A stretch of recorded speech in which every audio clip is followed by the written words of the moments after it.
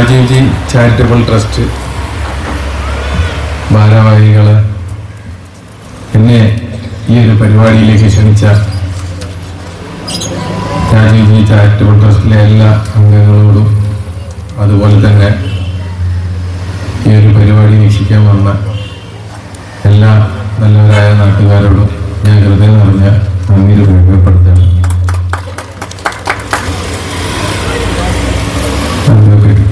Sir പോലത്തെ ആളുകളൊക്കെ ഇരിക്കുന്ന ഒരു വേദിയിൽ ഇങ്ങനെ വന്ന് സംസാരിക്കാൻ കിട്ടുന്ന എൻ്റെ വലിയ ഭാഗ്യം. ഉപകരണങ്ങൾ വിതരണം ചെയ്യുക എന്ന നല്ലൊരു കർമ്മം നല്ലൊരു ദിവസം തന്നെ ആയി.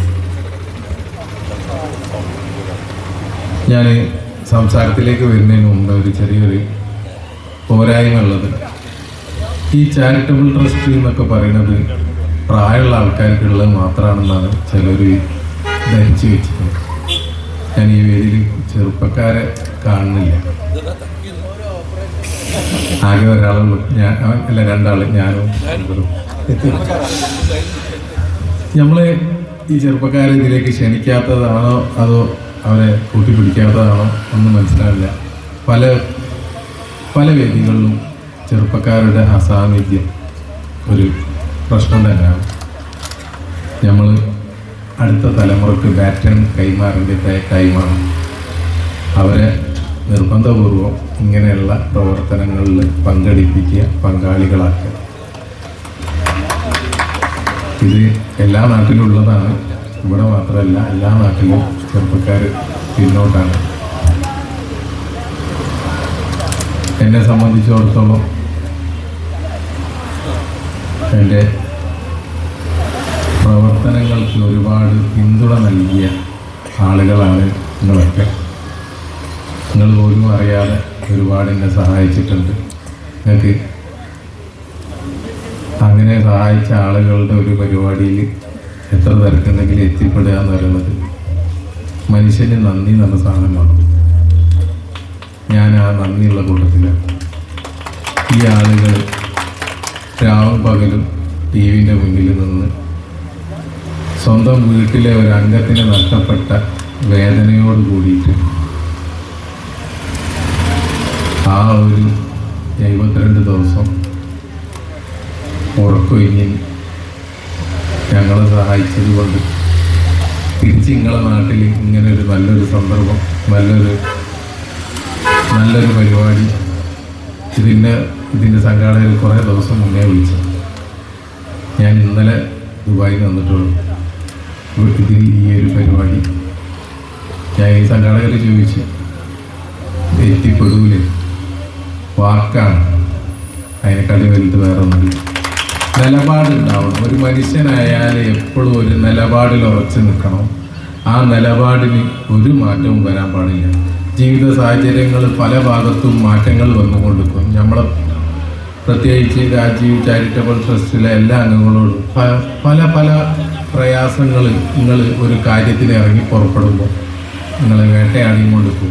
പല കുത്തുവാക്കുകളും പ്രയാസങ്ങളും ഇതിനെയൊക്കെ നമ്മൾ തരണം ചെയ്യും. ഞാനും അതൊക്കെ തരണം ചെയ്തുകൊണ്ടാണ് മുന്നോട്ട് പോയിക്കൊണ്ടിരിക്കുന്നത്. പോയാലും അതുപോലെ നിങ്ങൾക്കും വരാൻ ചാൻസ് ഉള്ള കാര്യങ്ങൾ. ഈ ചാരിറ്റി എന്ന് പറയുമ്പോൾ ഇപ്പം ഏറ്റവും മോശം വേർഡായി മാറിയ ഒരു കാലഘട്ടമാണ്. ഇത് ചെയ്യാൻ ആളുകൾ മുന്നോട്ട് വരാൻ പേടിക്കുന്ന ഒരു കാലഘട്ടമാണ്. പക്ഷേ ഇതിനൊക്കെ നിങ്ങൾ തരണം ചെയ്ത് രാജീവ് ജി ചാരിറ്റബിൾ ട്രസ്റ്റിലെ അംഗങ്ങൾ ഓരോരുത്തരും 4 കൊല്ലം പൂർത്തീകരിച്ച് ഇനിയും ഒരുപാട് കാര്യങ്ങൾ മുന്നോട്ട് കൊണ്ടുപോകേണ്ടത്. ഒരു ഡയാലിസിസ് സെൻ്റർ ആവാം, ഒരു ഫിസിയോതെറാപ്പി സെൻ്റർ ആവാം. ഇതൊക്കെ ചെയ്യും നമ്മളെന്താക്കണം? നമ്മളെ ജനാധിപത്യ അവകാശങ്ങൾ നേടിയെടുക്കണം. ഞാനതാ നേടിയെടുത്തത്. ഇന്നത്തെ ദിവസം നമ്മൾ ജനാധിപത്യ അവകാശങ്ങളുടെ തുടക്കം കുറിച്ച ദിവസമാണ്. ഞാൻ വിശ്വസിക്കുന്നത് ഒരു ഇന്ത്യൻ പൗരൻ എന്നുള്ള നിലയ്ക്ക് ഈ ജനാധിപത്യ രാജ്യത്ത് ജനങ്ങളാണ് രാജാവ്. എനിക്കൊരു പ്രയാസം വന്നപ്പോൾ എൻ്റെ ജനാധിപത്യം, അതായത് എൻ്റെ ജനാധിപത്യ അവകാശങ്ങൾ നേടിയെടുക്കണം. അതിനു വേണ്ടിയിട്ടുള്ള ഒരു പോരാട്ടമായിരുന്നു നടത്തിയത്.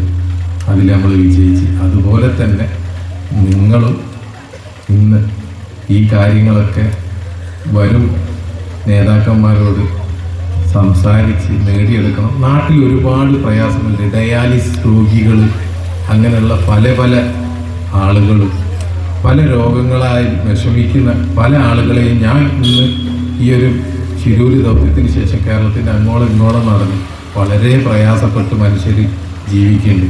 വളരെ പ്രയാസപ്പെട്ട ഒരുപാട് അമ്മമാർ കഷ്ടപ്പെടുന്നു. ഇവരുടെ പ്രയാസങ്ങൾ നീക്കാൻ ഈ നാട്ടിലുള്ള ഇതുപോലത്തെ കേരളത്തിലെ പല ഭാഗത്തുള്ള ആളുകളും മുന്നോട്ട് ഇറങ്ങി വരുന്നുണ്ട്. അതിൻ്റെ കൂടെ രാഷ്ട്രീയ നേതാക്കന്മാർ, ഭരണം കയ്യിലുള്ള ആളുകൾ സഹായിച്ചു കഴിഞ്ഞാൽ കേരളം യഥാർത്ഥത്തിലൊരു ഗോഡ്സ് ഓൺ കൺട്രി, ദൈവത്തിൻ്റെ സ്വന്തം നാടായി മാറുന്നു പ്രതീക്ഷിക്കാം. എല്ലാവരും ഒറ്റക്കെട്ടാവുക. എല്ലാ വിഭാഗ ആളുകളും ഒറ്റക്കെട്ടായി, ജാതി ഭേദമന്യേ, രാഷ്ട്രീയ ഭേദമന്യേ ഒറ്റക്കെട്ടായിട്ട് നമുക്ക് മുന്നോട്ട് പോവാം. അങ്ങനെ ഇന്നത്തെ ദിവസത്തിൽ മനസ്സിലൊരു പ്രതിജ്ഞ എടുക്കണമെന്ന് അപേക്ഷിക്കൊണ്ട് ഞാൻ നിർത്തുന്നു. നന്ദി, നമസ്കാരം.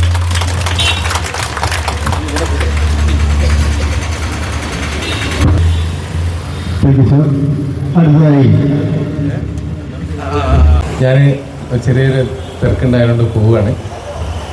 പിന്നെ ഒരു കാര്യം കൂടി പറയാൻ മറന്നുപോയി.